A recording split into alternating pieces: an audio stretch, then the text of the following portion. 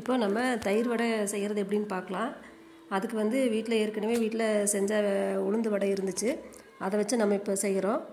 நம்ம இல்லைன்னா கூட நம்ம உளுந்த பருப்பு ஆட்டி நம்ம வடையாக போட்டு அதுக்கப்புறம் நம்ம செய்யலாம். அதுக்கு தயிருக்கு அரைக்கிறதுக்கு தேவையான பொருள் இஞ்சி, ஒரு மிளகாய், கொஞ்சம் தேங்காய் கொஞ்சம் சேர்த்துக்கலாம். தயிர் வந்து புளிக்காத தயிர் 1 கப்பு. இப்போ நான் வந்து ஒரு 5 வடைக்கு நான் இந்த அளவு எடுத்து வச்சுருக்கிறேன். இப்போ இந்த வடையை வந்து நான் ஏற்கனவே காலையிலே செஞ்ச வடை ஆறி இருந்துச்சு. மறுபடியும் அதில் வந்து சுடுதண்ணிக்குள்ளே நம்ம போட்டு கொஞ்சம் ஒரு 5 நிமிஷம் அதில் போட்டுடலாம். அப்போ தான் நம்ம நல்லா அந்த வடை வந்து சாஃப்டாகும். இல்லைன்னா கொஞ்சம் ட்ரையாக இருக்கிற மாதிரி இருக்கும். நீங்கள் ஃப்ரெஷ்ஷாக உடனே வடை செஞ்சாலுமே கூட ஆற வச்சு அதுக்கப்புறம் இந்த மாதிரி போட்டு எடுக்கணும். இப்போ வந்து நம்ம அரைக்கிறதுக்கு வந்து கொஞ்சம் இஞ்சி, தேங்காய், கொஞ்சம் பச்சை மிளகாய், கொஞ்சமாக உப்பு போட்டுக்கலாம்.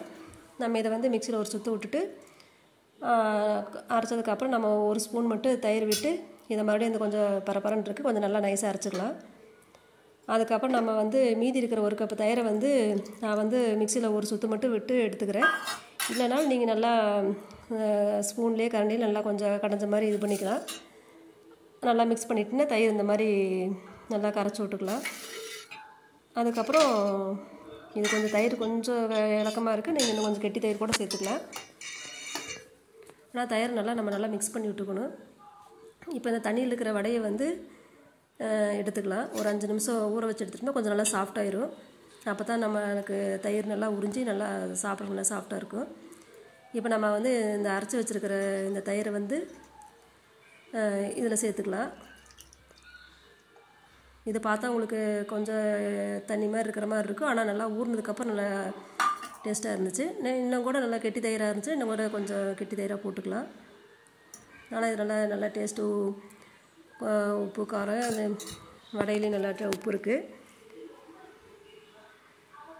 நம்ம வந்து கொஞ்சம் கொத்தமல்லி டெக்கரேஷனுக்கு வந்து கொஞ்சம் டேஸ்ட்டும் கொடுக்கும். கொஞ்சம் மல்லி இலை, ஒரு பிஞ்சு மிளகாத்தூள். ஏற்கனவே நம்ம வந்து மிளகாயெல்லாம் போட்டு அரைச்சிருக்கிறோம். சும்மா ஒரு கலர்ஃபுல்லாக இருக்கிறதுக்கும் கொஞ்சம் இந்த டேஸ்ட்டும் கொஞ்சம் நல்லாயிருக்கும். ஒரு பிஞ்சு மிளகாத்தூள் போட்டுக்கலாம்.